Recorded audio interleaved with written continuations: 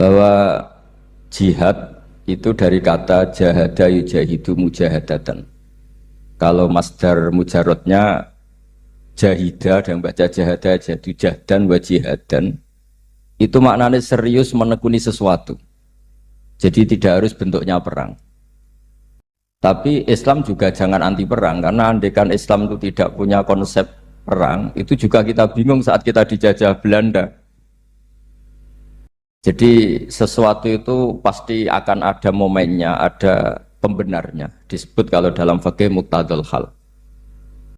Saya masih ingat beberapa cerita lesan. Dulu perang itu harusnya 7 November. Bung Tomo datang ke Mbah Hashim. Tapi kata Mbah Hashim jangan, kata Kiai bagian nyeblokno pesawat urung teko. Walhasil nunggu Ki Abbas dari Buntet Pak Kapolres itu doanya spesial untuk menjatuhkan apa? Pesawat. Saya kebetulan banyak kenal sama cucu-cucu Ki Abbas Buntet. Tanggal 10 datang terus perang dimulai. Dan itu menjadi perang sejarah karena jenderal dari Belanda ya, dari Inggris ya. Itu sampai meninggal. Jadi siapa Malabi ya? Jadi intinya Anda jangan berpikir bahwa negara ini didirikan hanya oleh umarok. Bahkan sebelum ada negara, yang sudah ada itu ulama. Dulu para wali songo sampai para kiai era kemerdekaan itu sudah membentuk satu komunitas. Di situ ada ketua pondok, ada bendahara, ada macam-macam. Sehingga kiai lah yang bisa menggerakkan publik untuk melawan Belanda. Karena kiai ini juga yang megang otoritas publik. Ketika seorang Basim Asy'ari memfatwakan jihad itu fardhu ain, maka semua orang berpikir harus jihad melawan kehadiran Belanda atau penjajah mana saja. Tapi itu satu sisi ya. Di sisi yang lain, bahasa Arab itu ada sisi uniknya. Kalau menamai penjajah itu musta'marin atau al-isti'mar. Isti'mar itu meramaikan dunia. Karena memang bangsa kita dulu itu ya aneh. Tapi nak sampean ngrasani teman-teman ya kualat itu babai jenengan. Kita ini dulu memang ya agak aneh. Belanda itu sudah penjajah tapi sama buyut-buyut kita dipanggil Doro. Bisa kamu bayangkan kiai saat itu untuk mengingatkan masyarakat pentingnya melawan Belanda. Wong manggil Belanda saja Doro tuan. Terus kemudian kita berfatwa melawan Doronya. Jadi benahi ilmunya saja wis sak penggawean kira-kira. Jadi ngelola orang bodoh itu ya kangelan. Enggak dikelola itu bangsa kita, dikelola itu ya rodok gedok banget. Wong ngundang penjajah apa? Doro. Jadi itu PR besar. Tapi kiai itu punya seni untuk memberi penjelasan. Makanya di antara kelebihan ulama itu pasti warasatul anbiya itu di Fatona ada unsur kecerdasan. Cerdas itu seni mengelola pikiran manusia, itu namanya cerdas. Makanya saya berkali-kali kalau ngaji, harusnya orang itu semuanya itu pengagum ilmu, jangan pengagum fakta, tapi pengagum ilmu. Ya saya berkali-kali mencontohkan, kalau Anda suami yang miskin, nggak punya uang, terus pulang dimarahin istri karena nggak punya uang atau kerja tidak sukses, harusnya kamu bangga. Anda juga kan yang berteori kalau suami nggak becus itu pasti dimarahin. Nah, ketika menjadi fakta harusnya Anda syukur bahwa ilmu Anda itu benar. Jadi pas istri marah, alhamdulillah ternyata teori saya ini benar. Ini lucu kan, teori Anda mengatakan demikian, tapi pas menjadi fakta Anda tidak siap. Nah, begitu juga menyangkut penjajah. Belanda itu sudah maju, Eropa sudah maju. Di mana-mana terbelakang itu menjadi objek penjajahan. Di mana-mana yang terpelajar itu posisi menjajah. Sehingga ulama berpikir bahwa awal dari kemerdekaan adalah mengertikan yang tidak ngerti. Karena teori penjajahan pasti gitu, yang tahu menjajah yang tidak tahu, yang sudah modern menjajah yang belum modern dan seterusnya. Makanya awalu hadad din itu al-ilmu. Makanya nomor satu itu ilmu, pengetahuan. Di sini pentingnya sampai Islam mewajibkan thalabul ilmi fardhatun ala kulli muslimin. Karena tadi, bisa kamu bayangkan 350 tahun dijajah Belanda, kita manggil mereka itu Doro atau Tuan. Kayak apa? Susahnya menggerakkan masyarakat yang cara pandang masih demikian. Lah kiai-kiai pada berontak dibikinkan masjid di alun-alun, diberi otoritas beragama sehingga dikira Belanda ini baik. Padahal ini dulu ya niatnya meninabobokan biar tidak ada pemberontakan. Walhasil singkat cerita, kiai-kiai yang sudah di Mekah termasuk Mbah Hashim, beliau ketemu Muhammad Iqbal, ketemu beberapa ulama dunia, tahu bahayanya mustakmarin tadi. Terus akhirnya kiai-kiai kumpul-kumpul fatwa resolusi nopo? Jadi ini mukaddimah sebagai pembenaran, sebagai setuju saya sama Kiai Haji Ulil Albab bahwa nomor satu itu jihad. Tapi jihad tadi pemaknanya harus utuh. Kalau kondisi perang ya perang, kalau kondisi stabil ya jihad untuk memajukan apa? Indonesia. Dan itu saya ulang lagi dimulai dari ilmu. Sebelum saya ngaji Minhajul Thalibin saya cerita ilmu itu apa? Ilmu itu sederhana, sesuatu yang mudah. Karena ilmu itu fitratallahi allati fataran nasa apa?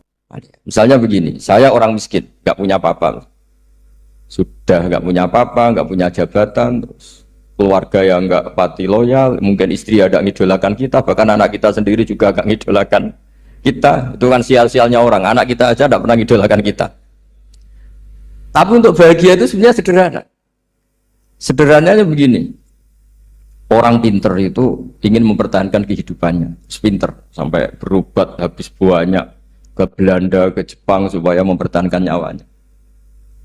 Si miskin ini kalau dia setiap makan, ya Allah, saya dengan makan ini mempertahankan nyawa saya. Sehingga makan itu satu kajian ilmiah bahwa ini luar biasa. Bahwa orang punya Alphard, punya uang 1 miliar, itu tidak mempertahankan sesuatu yang pokok, yaitu nyawa. Orang tidak punya Alphard itu hidup, nggak punya uang 1 miliar hidup. Tapi kalau nggak punya nasi 1 piring, nggak punya air 1 gelas bisa mati. Artinya apa? Orang miskin itu yusyarikul aghniya, sama dengan orang-orang kaya dalam hal kepemilikan hal-hal yang pokok. Tapi kadang-kadang orang miskin itu ya nyon sewu agak belagu, sudah miskin ingin punya Alphard, sudah miskin ingin punya uang, ya dia tersiksa. Harusnya cara berpikir nggak punya Alphard tuh masih hidup, nggak punya uang 1 miliar masih hidup. Yang punya Alphard hidupnya juga pakai nasi 1 piring, yang punya uang 1 miliar juga pakai nasi. Ya kalau itu kan sama, saya punya. Kalau gitu kan bisa miskin rasa kaya. Itu memang harus dilatih. Nah, kalau orang kaya kan rumahnya banyak di mana-mana.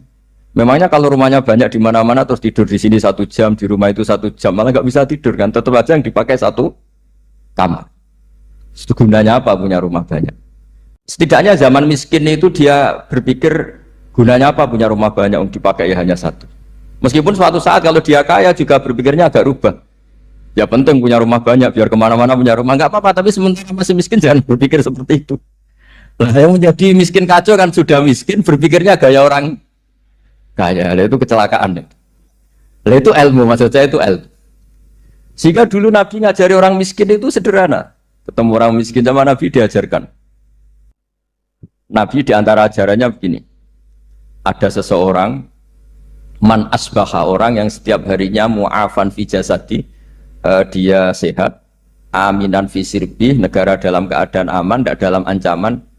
Indahu qutu yaumi, dia hari itu punya makan. Faka'an nama khizat lahu dunya bihadzafiriha, berarti dia sudah punya dunia dan seisinya. Karena polanya sama. Buat Presiden Amerika itu yang untuk mempertahankan nyawanya ya makan pokok dan minuman pokok, bukan jabatannya sebagai presiden atau punya uang triliunan. Orang paling kaya di Indonesia juga gitu, untuk mempertahankan hidupnya juga dengan makanan pokok. Dan itu orang miskin punya. Nah, kehidupan paling top itu apa? Ya kehidupan yang mempertahankan nyawa itu yang paling top, lainnya itu enggak. Karena mempertahankan nyawa ini super penting dan orang miskin bisa. Nah, saya berharap ilmu seperti inilah menjadikan dulu itu kuat ketika melawan Belanda. Kenapa kuat? Karena mereka gampang syukur. Barokahnya gampang syukur itu selesai dengan dirinya sendiri. Kalau bahasa intelektualnya itu, orang kalau sudah selesai dengan dirinya sendiri bisa berpikir memanfaati pada orang. Dulu orang-orang miskin ketika era sahabat, termasuk era para ulama yang mendidik para umatnya, itu selesai dengan dirinya sendiri. Nah sekarang banyak orang miskin juga termasuk orang kaya, bahkan belum selesai dengan dirinya. Wah itu angel, ngajak jihad angel, karena dengan dirinya saja belum selesai. Maka masyhur itu kan ketika perang Tabuk ada orang datang kira-kira kalau Indonesia pakai beras 4 kilo ya Rasulullah, yang 2 kilo tak kasihkan keluarga kami supaya bisa makan, yang 2 kilo tak kasihkan jenengan untuk biaya perang. Perang Tabuk itu perang tersulit, disebut perang Dhatil Usra. Sekarang hitung saja, ini coba dihitung, mungkin yang bagian kasir tahu. Kalau 2 kilo kali 3.000, umat Islam pas itu sekitar hampir 3.000. Itu sudah 6.000 kilo. 6.000 kilo itu artinya apa? Orang miskin ketika perang membiayai dirinya sendiri, itu satu. Kedua, dengan mental memberi, orang ini tidak tamak. Barokahnya tidak tamak, tidak nyalahkan yang kaya. Efek dari itu apa ketika perang Tabuk? Sumbangan dari Sayyidina Utsman yang jumlahnya besar sekali, yaitu diantaranya 1.000 dinar. 1 dinar kira-kira 4,25 gram, berarti sekitar 4.000 gram. Itu bisa diberikan alat perang. Sumbangan dari Abu Bakar juga bisa dipakai beli kuda untuk perang. Nah bayangkan kalau kebutuhan orang miskin ini untuk makan itu nggak mau urun. Wah saya miskin, nggak perlu urun, saya miskin dipakai alasan terus. Maka jumlah 3.000 ini akan mengurangi anggaran untuk belanja peralatan perang, karena untuk konsumsi orang miskin. Dan gitu kadang mangane tanduk itu kan repot. Wes miskin mangane tanduk, nak antri mo kan ribet. Artinya apa? Perang ini tidak fokus karena ngurusi konsumsi untuk orang-orang miskin. Nah, dulu zaman Nabi orang miskin pun semuanya heroik. Mereka dibantu gak mau, inginnya bantu. Sampai dicibir sama orang munafik. Apa gunanya sodako 2 kilo? Wong perang ini perang besar antar negara. Pas itu mau perang melawan Romawi. Sampai orang munafik bilang, alladzina almizuna almuttawi'ina minal mu'minina fis sadaqati walladzina la yajiduna illa juhdahum faskharuna minhu. Orang-orang munafik digambarkan Allah orang-orang yang mencibir sodako kecil. Wong untuk perang besar kok sodakonya hanya 2 kilo. Tapi yang mahal bukan 2 kilonya. Kalau ada 1 juta orang miskin menyumbang negara 20.000, itu artinya apa? Kita punya rakyat yang inginnya hubungannya dengan negara memberi. Tapi coba kalau kita 2 juta rakyat yang inginnya dari negara mendapat. Pegawainya demo ya. Nah ini ajarannya Nabi yang luar biasa. Dulu Nabi itu bisa mendidik orang miskin pun bermental memberi. Nah barokahnya bermental mandiri ini mereka selesai dengan dirinya sendiri. Coba kalau mereka tidak bawa makanan sendiri ketika perang, mungkin kuda yang untuk perang, terus mereka berpikir, bu ini saja disembelih supaya kita bisa makan. Ribet kan? Ngapain beli senjata yang mutakhir, makan saja nggak bisa. Tapi barokahnya mereka urun sendiri. Mereka selesai dengan dirinya sendiri. Ini hebatnya didikan Rasulullah Shallallahu Alaihi Wasallam. Lalu dulu Mbah Hashim dan kawan-kawan itu berhasil mendidik seperti itu. Santri yang miskin-miskin itu kalau ngaturi kiai duwene telo itu kayak no telo. Duwene wi itu kayak no wi. Sehingga kiai sing wis mapan-mapan, misalnya kados kula wonten kan mun setengah mapan. Ya akhirnya yo iso mangan wi. Jebule wi ku yo enak. Santri yo seneng mergo kiai ini seneng pancen wis suwi mangan pizza misalnya. Lah tapi nek sing melarat terus aku melarat kiai tak kei wi mosok doyan. Wis melarat medhit de alasan kan ribet kan. Ini yang perlu dihilangkan. Medhit untuk berargumentasi. Yang mahal itu bukan winya, mental memberi. Orang itu kalau mentalnya memberi itu berarti selesai dengan dirinya. Tapi kalau tidak bermental memberi pasti tamak. Dan tamak itu mesti menghakimi orang lain. Maka dalam kitab Hikam diterangkan penyakit terberat itu tamak. Kenapa? Karena orang pikir itu tidak ada kata-kata kitab Hikam, bukan kata saya. Yang ada itu tamak. Misalnya gini, saya kenal PLT Bupati Kudus. Tidak pernah saya bilang beliau kikir. Tapi sekali saya pernah mengajukan proposal tidak kesampaian. Wos, beliau medit. Jadi saya menvonis medit itu sebetulnya ya karena punya keinginan tidak kesampaian. Coba kalau tidak, medit itu orang penting. Misalnya anak-anak muda sama orang-orang cantik di Jakarta, pernah nggak kamu bilang itu sombong? Enggak kan? Setelah kamu bilang, Mbak aku ingin kenalan Mbak sampeyan, terus dia agak mau, baru kamu bilang sombong karena keinginan kamu udah. Nah, bayangkan kalau orang bermental tomak kayak apa bangsa ini. Nah, sahabat itu dididik oleh Nabi, tomak itu selesai karena keinginan mereka memberi. Sehingga Indonesia bisa merdeka begini itu barokahnya didikan ulama, semuanya ingin memberi. Dulu belum ada negara, tentara-tentara kemerdekaan kalau di kampung-kampung itu ya dibiayai donatur-donatur. Termasuk bahasa saya, buyut saya dulu. Itu berapa ton aja beras untuk pasukan Hizbullah, pasukan TNI. Di Aceh ada Dawud berih, ada yang baca berueh. Jadi baca aja kayak kira asap ada yang berih, ada berueh. Saya juga gak tahu orang Aceh kalau baca berih. Nyumbang berapa emas untuk kemerdekaan Indonesia. Yang Kesultanan Jogja Legowo. Jogja tidak lagi negara tapi diberikan bagian dari Indonesia dan seterusnya. Nah, jadi semua ini barokahnya didikan Rasulullah Shallallahu Alaihi Wasallam yang diteruskan para ulamanya bahwa nomor satu didik masyarakat itu bermental memberi. Dengan bermental memberi apapun kecilnya ini selesai dengan dirinya sendiri. Itu kalau sampean nggak punya mental memberi nanti pulang dari Pemda, acara ini kabupaten berkata ini ribet gitu. Awas itu, bar ngaji langsung lali berarti sampai. Sudah kalau nggak urun ini sudah luar biasa, nggak urun untuk berkat itu sudah luar biasa. Jadi itu yang makanya Nabi itu Quran dimulai wa mimma razaqnahum apa? Yunfikun. Quran mengajarkan bermental memberi yunfikun. Nabi berkali-kali ngulang al yadul ulya khairum al yadis sufla. Dan memberi itu tidak harus nunggu kaya. Gambarannya Quran tentang orang baik itu gimana? Alladzina yunfikuna fis sarra wadorro, bukan fisarro saja, ketika wadorro juga. Saya pernah guyon sama orang kaya di Jakarta, dia uangnya miliaran, mungkin malah triliun. Guyon sama saya, Gus saya ini sudah sekian bangun masjid di mana-mana, saya ini berarti hebat. Enggak kata saya, nggak ada masjid agama tetap jalan kata, karena di kampung-kampung sudah banyak masjid kata. Masih keren tukang becak kata. Kok bisa Gus? Sampai nyumbang masjid 1 miliar, itu masjid apa kata? Ya masjid-masjid besar, nah itu paling dipakai kubah atau menara atau apalah yang tidak mendesak. Tapi kalau orang miskin ngutangi orang miskin itu kalau nggak utang hari itu nggak makan. Kan nggak mungkin tukang becak ke utang ada bank atau orang kaya raya kan kenal saja enggak. Mesti orang miskin utangnya sama orang miskin. Saya kalau orang kaya utang Habibidin mesti mau beli Innova karena level orang elit jadi utangnya itu beli Innova, aksesoris Innova seri terbaru. Tapi kalau orang miskin sama orang miskin, utangnya itu beras untuk nyawa. Artinya apa? Kalau saya diutangi Habibidin untuk beli Innova, itu ganjarannya itu sekunder. Tapi kalau sesama orang miskin itu ganjarannya primer. Keren mana? Hutang-hutangannya orang miskin sama orang kaya. Satu menyelamatkan nyawa, satu menyelamatkan citra. Dia baru sadar, ternyata orang miskin lebih hebat ketimbang saya, lebih hebat, tapi tidak usah ditiru kata saya.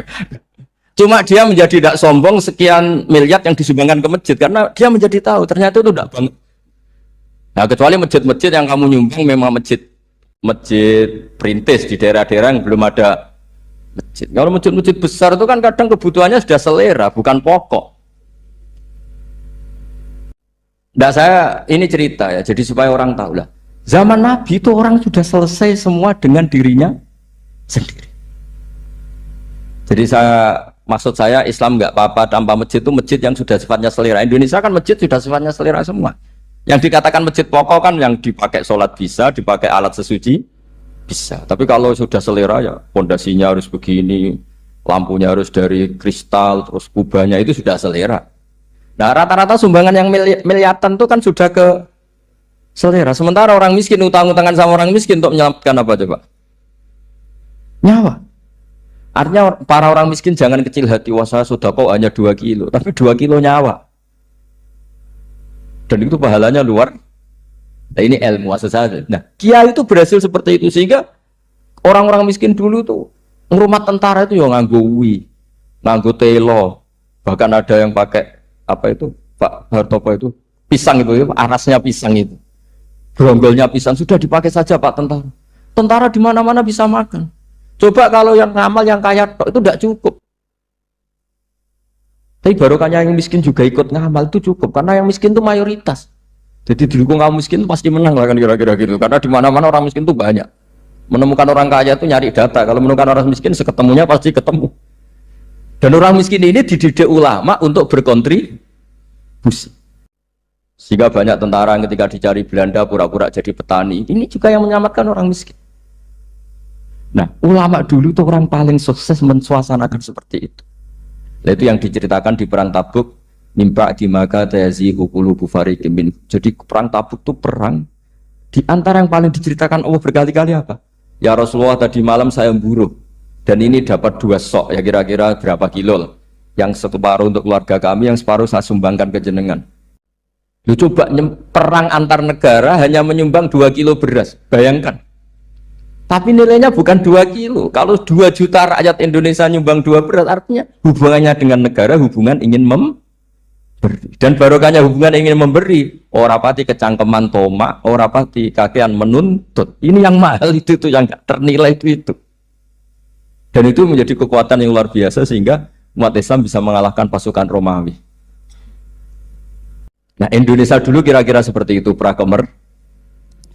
Bismillahirrahmanirrahim. Wasani asyara assalam. Ya, kita tahu secara i'rab kalau sani pakai i'rab isim mangkus, tapi untuk asyara tetap mabni nasab, mabni fathah maksudnya. Jadi semua ulama ngendikan adat mulai ahada asyara sampai tis'ata asyara tetap berstatus mabni apa? Fathah. Sehingga di Quran inni ra'aitu ahada asyara kaukaba. Terus di surat Mudassir alaiha tis'ata asyar. Padahal itu jadi mubtada muakhir. Berarti alaiha itu tetap yang ngatasin roko tis'ata asyara utawi 19. Tetap bacanya bukan tis'atu asyarin tapi tis'ata asyara. Jadi kita tahu secara hukum nahwu adat mulai ahada asyara sampai tis'ata asyara itu mabni apa? Fathah. Cuma khusus sani asyar yang saninya ini berstatus mangkus karena ada yaknya itu. Wathani asyar assalam wa aqalluhu assalamu alaikum wal asoh jawazu salamun alaikum. Qultu al asoh al mansus la yujzi'u. Jadi ulama itu ya lucu. Yang satu bilang al-asoh boleh salamun alaikum tanpa al. Tapi kata Imam Nawawi, al-asoh harus assalamu alaikum. Sama-sama diklaim sebagai kaul paling apa? Asoh. Karena seperti kita tahu dalam bab fikih, perkhilafan ulama itu rahmat. Ya, saya ulang lagi, perkhilafan ulama itu rahmat. Contohnya ya ini, saya ulang lagi ya. Nomor 11 itu. Wasani asyar iku assalamu. Ya, terus di sini disebut wa aqalluhu iku assalamu alaikum pakai al, assalamu alaikum. Wal asohu te kaul sing asoh iku jawazu salamun alaikum, olahe nglafatno mu salamun alaikum. Terus kultu dawe Imam Nawawi al asoh al mansus la yujzi'u wallahu a'lam. Jadi menurut Imam Rafi'i boleh salamun alaikum, tidak pakai apa? Al. Itu juga diklaim sebagai al-asoh. Tapi menurut Imam Nawawi yang al-asoh harus assalamu alaikum, tidak boleh salamun alaikum. Terus wallahu a'lam wa annahu la tajibun niyatul khuruji. Jadi ketika Anda salam tidak harus niat keluar dari apa? Sholat. Dengan kamu salam berarti otomatis keluar dari apa? Sholat. Nah, ini menjadi problem menurut pemikiran banyak ulama, karena ketika masuk sholat harus niat masuk sholat. Karena ketika kita takbir kan bisa takbir demo, ya kan? Kan macam-macam kan? Makanya untuk membedakan itu kan niat. Memang ini kata ulama, bukan kata saya. Sekedar melafadzkan takbir ini kan demo ya takbir. Kamu kagum sesuatu juga takbir. Orang Indonesia itu kadang orang nggak sholat pun bilang subhanallah, memang sudah jadi bahasa nasional. Kalau kaget tuh bilang, saya punya kenalan Cina itu kalau punya uang ya mohon alhamdulillah. Tak tanya kok bilang alhamdulillah. Orang-orang Islam tuh kalau seneng bilang alhamdulillah. Yang ribet itu kubu sebelah. Kalau orang NU mau layasol tuh mana tanya, Gus itu doa orang makan. Kok bisa? Biasanya orang NU kalau makanan sudah keluar mau layasol, ribet. Aduh repot itu. Jadi kadang-kadang wiridan itu sudah jadi bahasa nasional. Jadi Cina orang nggak sholat tuh kalau punya uang ya bilang alhamdulillah. Kadang orang yang nggak sholat tuh tanya, datang ke saya insya Allah. Ya ribet. Makanya ulama itu berdebat. Lafat-lafat seperti ini itu apakah wiridan apa adat?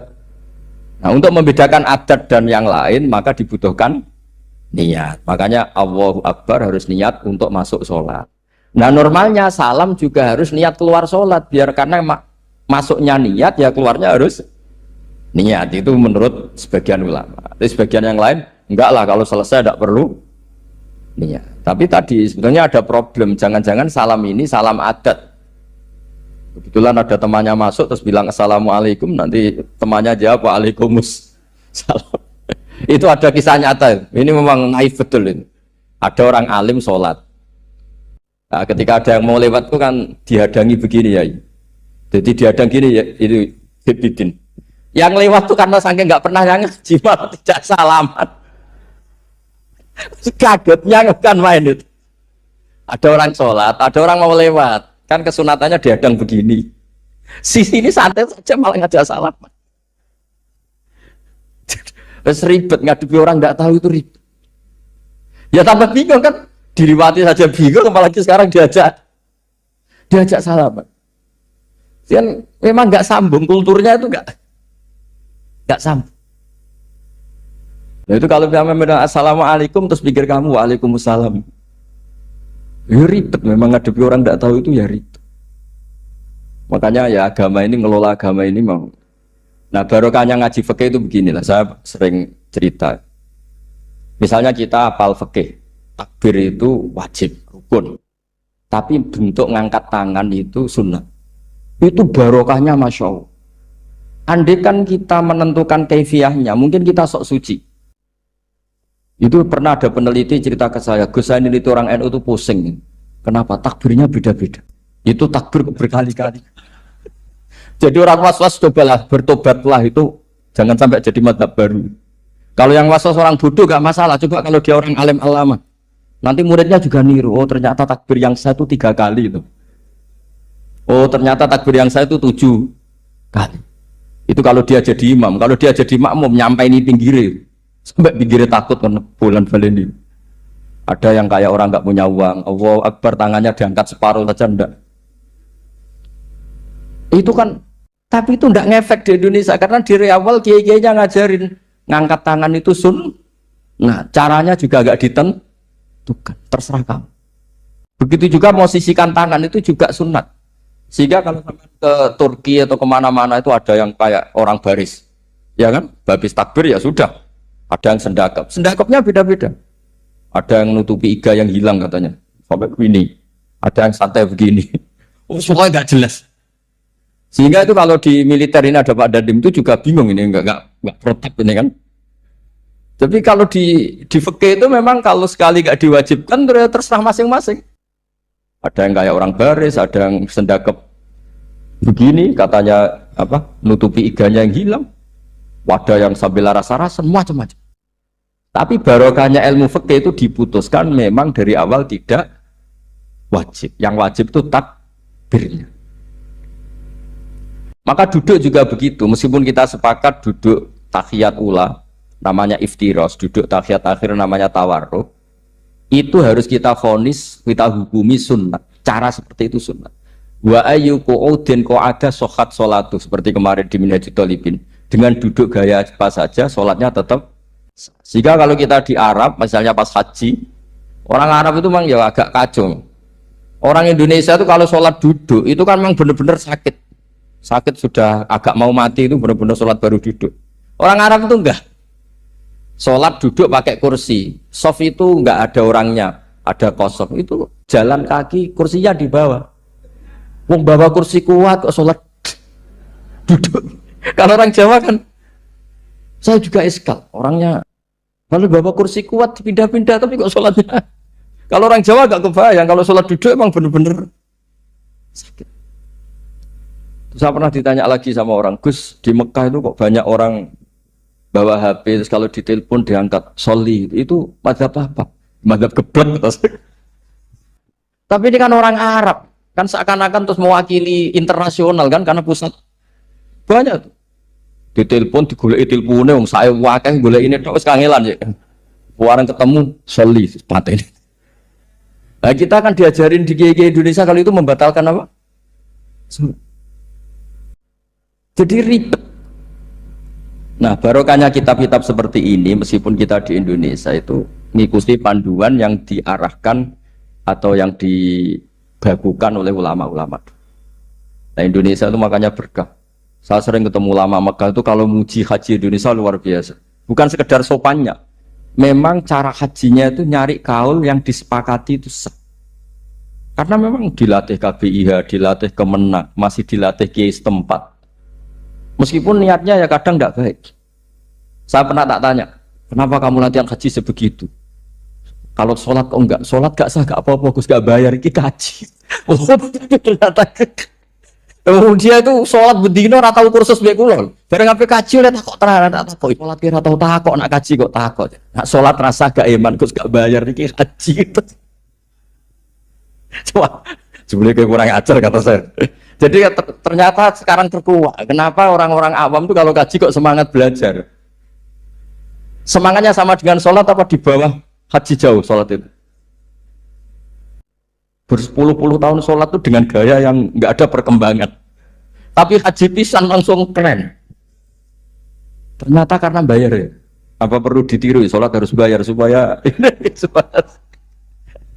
ya itu alasannya itu. Haji rasa berat Gus, apa? Bayar Gus. Nak sholat rasa kok gak bayar wae maksudnya. Padahal kalau kita ngikuti as-sholat imaduddin, sholat dengan haji itu afdal mana? Afdal sholat, harusnya lebih serius belajar sholat ketimbang belajar haji. Tapi setahu saya nggak ada kan KBIS gitu. Kelompok bimbingan ibadah sholat. Jadi ini kritikan saya, semoga didengar ya. Coba lah. Padahal riyen Raden Asnawi di Karang pesolatan. Supaya orang tuh sholatnya benar, ya sholatnya benar. Ya jadi ngaji fikih seperti ini setidaknya Anda menjadi tidak mudah mengadili orang lain. Bahwa sholat itu yang takbir tok yang wajib. Misalnya baca ya Fatihah tok, sehingga kalau ada imam lupa baca surat ya gak apa-apa, memang dari tidak wajib. Jadi pemilahan wajib dan tidak ini penting supaya tidak menghakimi pada yang lain. Jangan sampai perilaku kesolehan itu menjadi bentuk yang mengadili, nggak boleh. Itu Pak Kapolres, kalau di ilmu fikih itu ada ulama penjaga ilmu itu ekstrim-ekstrim. Dulu ada sahabatnya Nabi namanya Jabir bin Abdillah, ini ada di kitab Bukhari, di kitab Sholat. Ya maksudnya al-ilmu tentang sholat. Itu semua yang di masjid itu sudah pakai jubah, kayak gamis. Kalau orang Indonesia mungkin ya pakai hem, pakai baju batik, pakai. Itu dia datang malah gamisnya dicopot. Gamisnya dicopot, imamannya dicopot, terus tinggal pakai satu sarung. Terus dicancang di sini, akidan benatorofaihi ala atik. Ini kayak cerita-cerita di perang pahlawan itu. Hanya dengan pakai sarung satu dikalungkan. Terus ada orang-orang tabiin bilang gini, ungzuru ila ashabi Rasulillah, ini sahabatnya Nabi kok sholat dengan cara seperti itu, enggak islami banget, enggak keren banget lah. Terus kata Jabir bin Abdillah, saya sengaja melakukan ini supaya kamu tahu bahwa batas aurat yang dimaksud Nabi seperti ini. Shalla Rasulullah sallallahu alaihi wasallam fi izarin wahid akidan baina tarafaihi ala atiki. Saya pernah melihat Nabi sholat seperti saya ini. Tapi barokahnya itu akhirnya diketahui kalau batas auratul rojul hanya mabena surah war rubah. Andai kan tidak ada perilaku Jabir seperti ini, orang akan ngira bahwa syaratnya sholat itu harus pakai jubah, syaratnya sholat harus pakai hem. Akhirnya orang-orang yang kebetulan tidak pakai jubah, tidak pakai hem, bingung. Misalnya dia katoan seperapat, pakai kaos, neng tengah hutan, rasa sholat, ngaku ranggo jubah, ribet kan? Artinya apa? Ilmu ini harus dijaga konstitusinya, barokahnya perilaku Jabir ini, orang tahu batas jadi yang lainnya itu mukamilah atau kesunatan. Nabi juga seperti itu. Semua sahabat itu tawaf itu musyatan, berjalan. Tapi Nabi sebagai tokoh dan pas itu sehat. Saya ulang lagi, pas itu sehat. Ini hampir semua ulama bilang pas itu Nabi sehat. Nabi malah naik unta. Itu kata Imam Nawawi dalam kitab Masmu, Nabi naik unta itu lebih afdol ketimbang yang jalan. Padahal trennya biqadrit tak. Karena apa kata Imam Nawawi? Itu menjadi konstitusi ilmu bahwa syarat sahnya tawaf tidak harus jalan. Andai kan Nabi saat itu kok ikut jalan, maka dikira di antara syarat sahnya tawaf harus jalan. Maka kita kebingungan ketika pakai kursi roda karena tidak punya rujukan hukum. Tapi barokahnya Nabi pakai berkendara, orang menjadi tahu oh itu berjalan itu tidak menjadi syarat sah. Berkendara juga boleh. Ya ada juga sahabat yang sengaja omong-omongan, maksudnya tawaf kan kudune meneng wiridan, tapi ada aja omongan untuk menunjukkan kalau ngomong itu tidak membatalkan tawaf. Sampai seperti itu ulama menjaga konstitusi.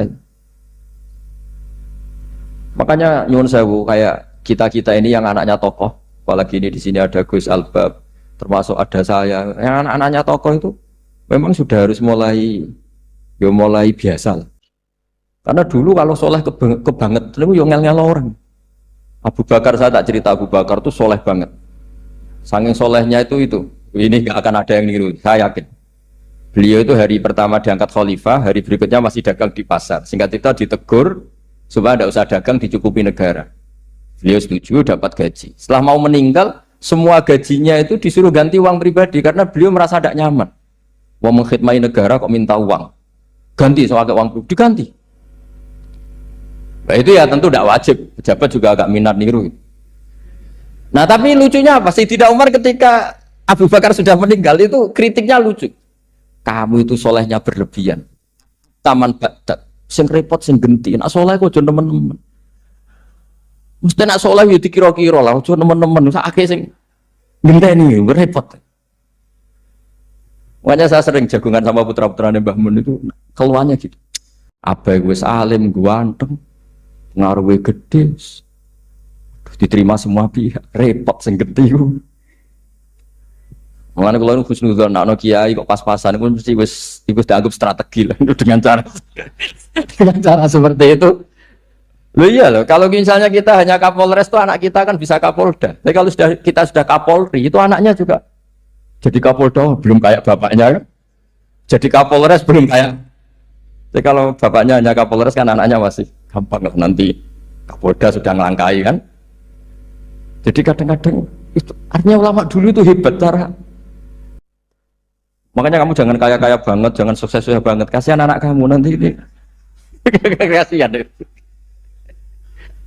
Makanya saya sebenarnya jadi kiai itu yang ingin bener-bener banget, tapi sakit santriku lah kira-kira. Ini bukan justifikasi, tapi ini cerita saja. Cerita. Di antara makalahnya Sayyidina Umar yang terkenal itu komentar Abu Bakar tuh at-abta man ba'dak. At-abta ngel-ngel no siro man ing wong ba'daka sausi siro.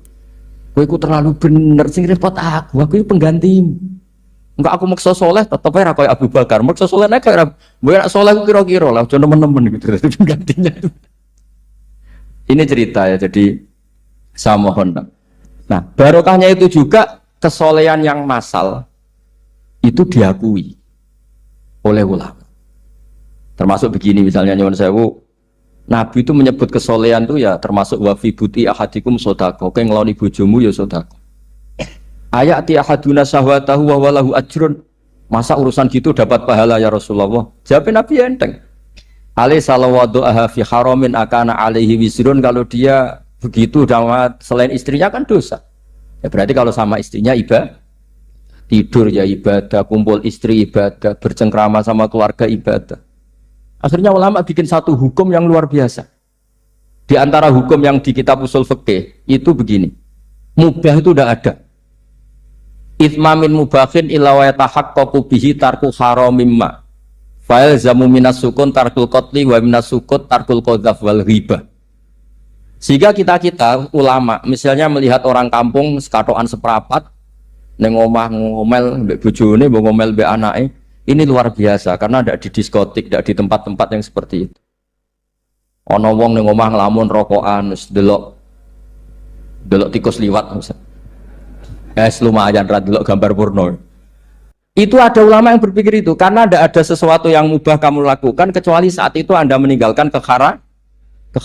Makanya kata ulama, mubah itu tidak ada. Karena saat melakukan mubah artinya Anda tarkul haram.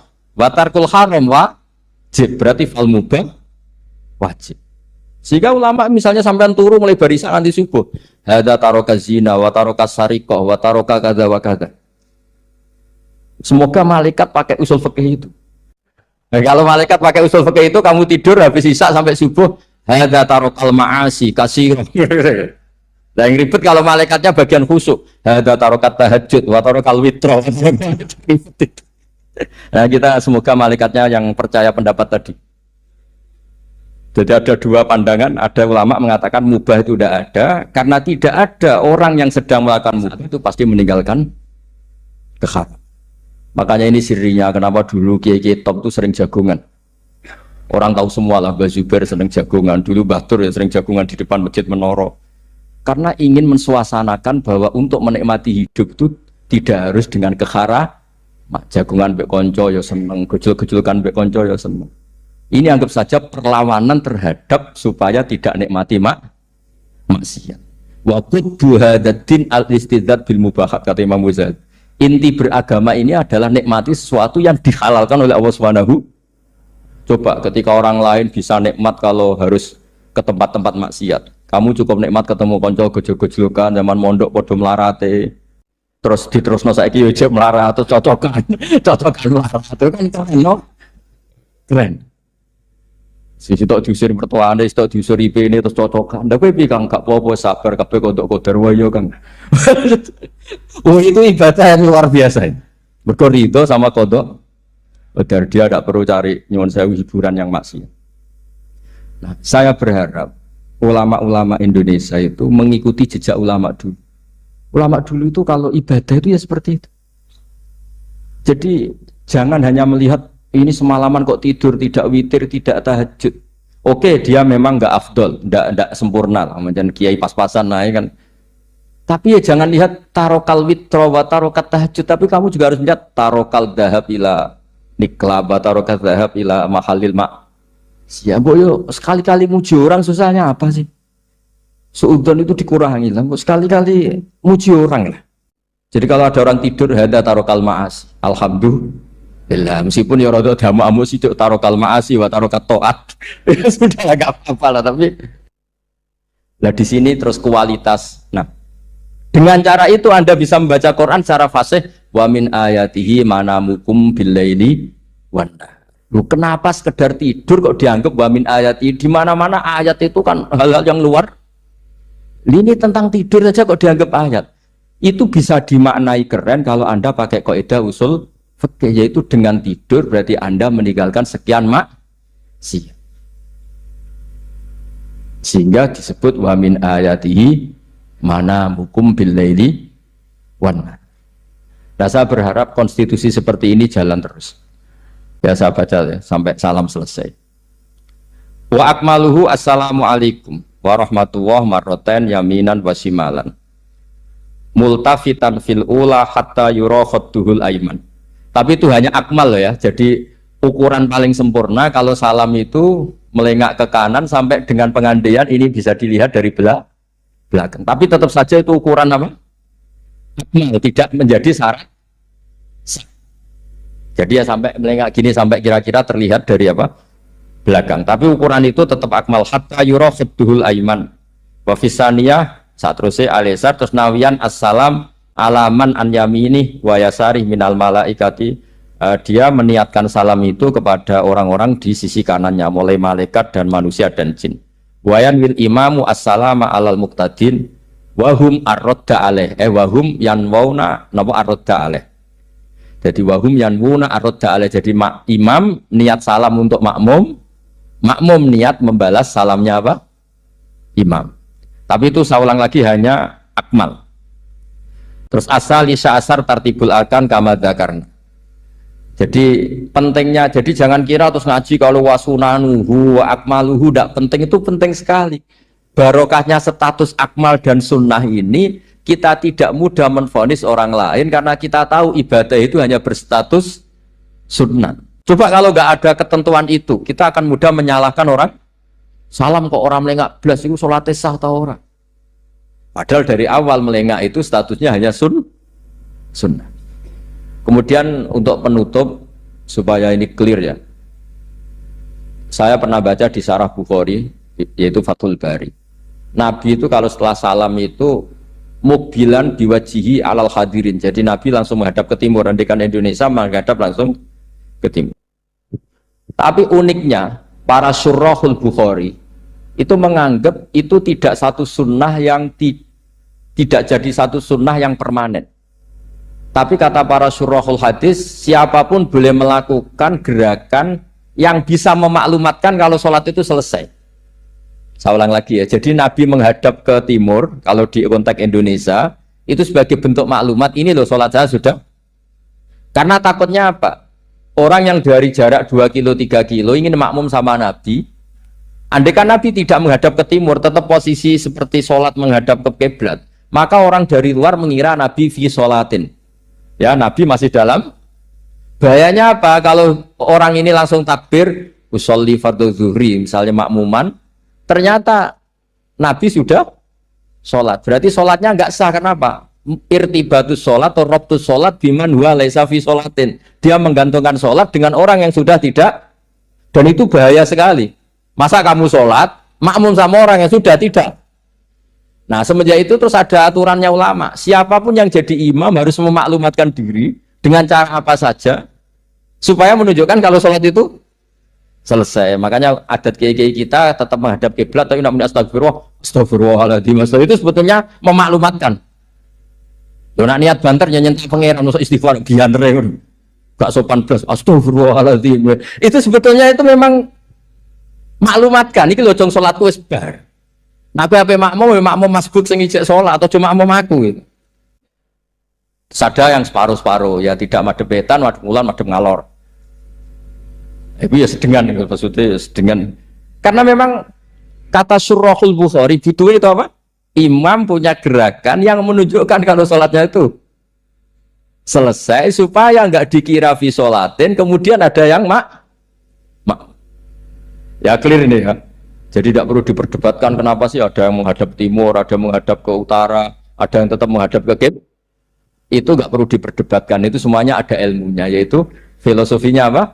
Ada gerakan yang menunjukkan kalau dia sholatnya selesai supaya tidak ada yang ikut. Sekali ada yang ikut berarti nanti apa? Robtus sholati biman laisa fi sholatin, yaitu menggantungkan sholat dia dengan orang yang hakikatnya sudah ada